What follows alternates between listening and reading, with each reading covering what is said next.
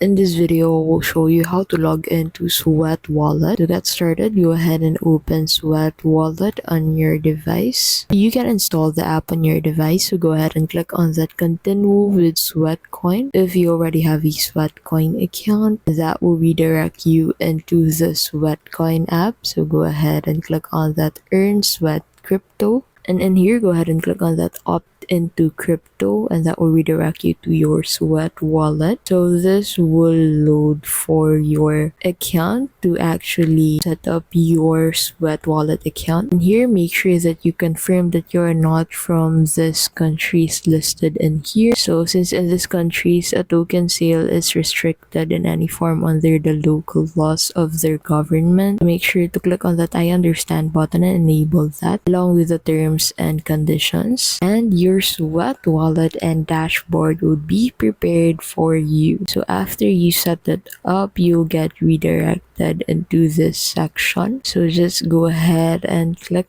on next to skip this part and head over into your Sweat wallet dashboard. Sweat is a cryptocurrency that you can use to trade and buy things on the Sweat wallet app, and that is how you can simply log into your Sweat wallet account. Thank you so much for watching, and we'll see you in the next video.